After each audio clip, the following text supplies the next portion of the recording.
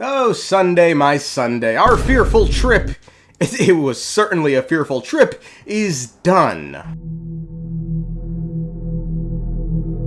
I'm sure this image will come back to bite me in the ass sooner or later, but gosh darn it if I wouldn't laugh in my gluteus maximus into the nether dimension when I conceived throwing that in there. You guys might not get it, but after the Genshin Impact team reviewed the draft video for the sponsor, they sat here and they told me that...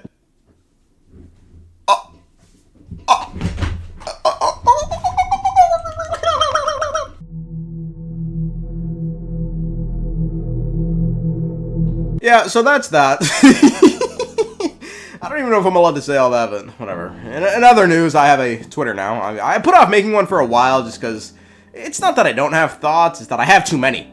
But now seems like a decent time to make one, given responding to comments on the channel can now just be a hassle. I used to respond to everyone, man, but then we reached a point where it took me more than like 3 minutes to do so I sort of just gave up. I'm a lazy bastard. It is what it is. Now I respond to the first couple of people who arrive right when the video goes up, and then just sort of alright, I'll leave it to you guys then. So if you do have a comment or a question or just a theory about Genshin and you want to reach me, yeah, feel free to ask me on Twitter, man. It's gonna be a small number of us for a while over there, so we can go a bit more rogue than usual. I know some of you guys have been asking, by the way, about a Discord. Look, guys, I'm an old man, dog. I don't know anything about making a Discord server or anything of the likes. And even if we had one, I'm gonna be honest, I don't know how often I'll check in. Hey, look, honesty is the best policy, right? With that said, there are some funny ideas we could do with the server I've been brewing recently. Can you use Discord on your phone? Maybe if you can use Discord on your phone, I'll consider heavily doing it. Another thing is, I don't know, man. Some of you niggas are more degenerate than I am, which is great. I love that you guys don't give a fuck. But I've been told like 9 times now I'm as dark as the abyss, which is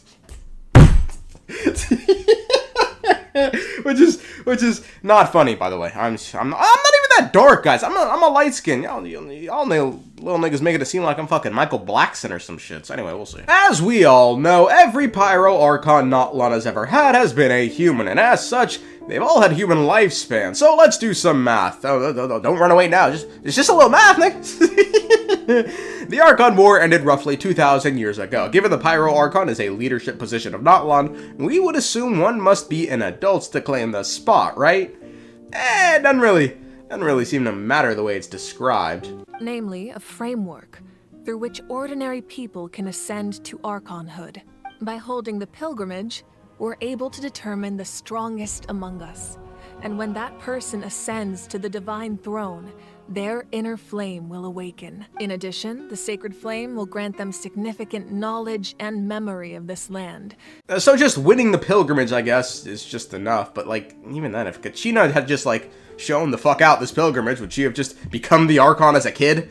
Let's just assume that every Pyro Archon became an Archon at like 25 and either retired the position or just like died at 80. I mean, we are really pushing it there, but that gives us about 36 Pyro Archons over the last 2,000 years of Notlan's long history. We currently know about a confirmed 3 Pyro Archons who have existed, potentially 4, and maybe even 5. We know the first was Xbalanque, the greatest human to have ever lived. 'Twas Xbalanque who created the mysterious rules of Notlan, and did so by attaining power from the heavens, henceforth known as Renova. Presumably, Xbalanque became the first Pyro Archon around the end of the Archon War. Whether or not he actually participated in slaying some gods is unknown. It could simply be he was handed the position as a job well done thanks to him vanquishing the Pyro Sovereign, Xiacoatl. Xbalanque emerged from the dragon's heart covered in flames and presumably died before being revived, it would seem, and then go on to rule Notlan for a time before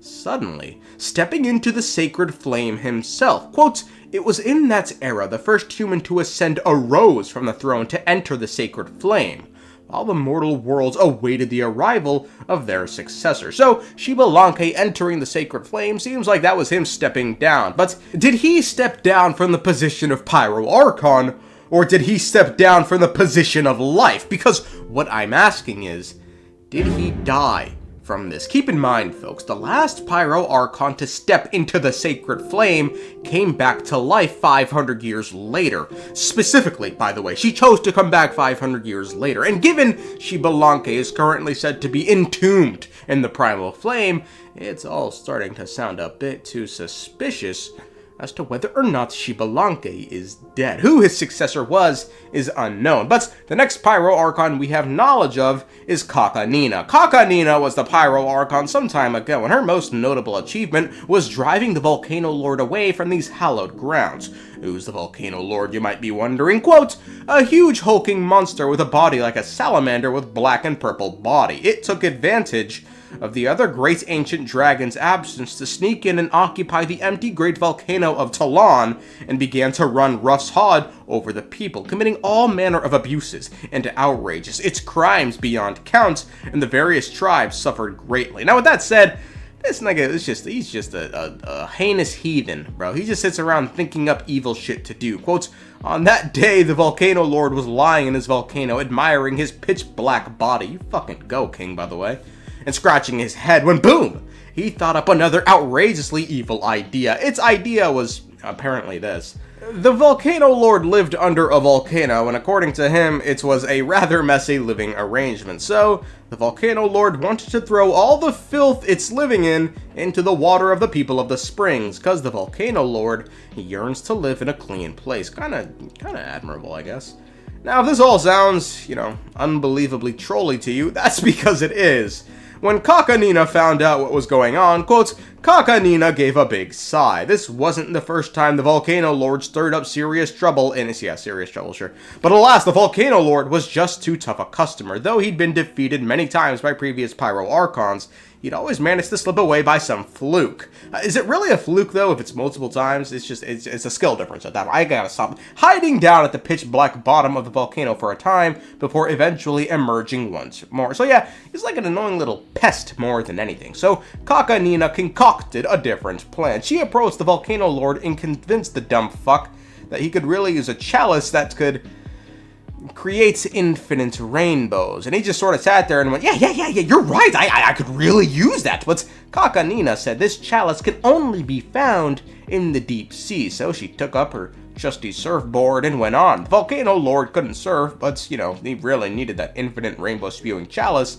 And so he followed her into the open ocean, where they came across a pufferfish, and Cochanina told the Volcano Lord that in order to get the chalice, he needs the pufferfish. So the Volcano Lord chased after the little thing, and it stung him, causing him to sink into Davy Jones' locker, where he remained for a while before drifting up onto shore, never daring to bother the people of the springs ever again. Ah, Cochanina, the wise Pyro Archon.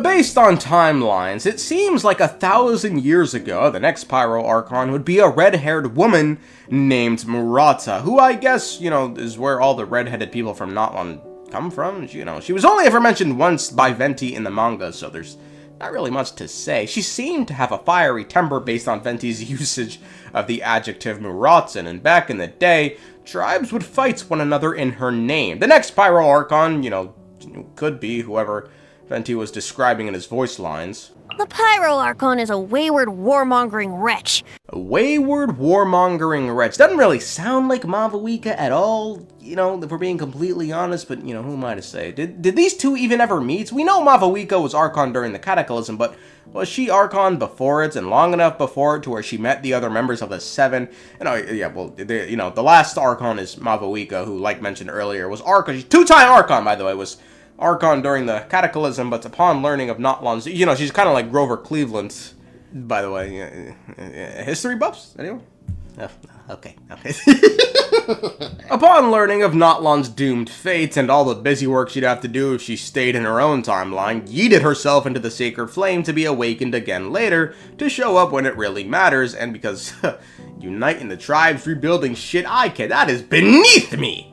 She is said to be the strongest Pyro Archon Natlan has ever had, and, well, that's all the Pyro Archons we know about. Like, 31 more remaining, man. Big, happy family.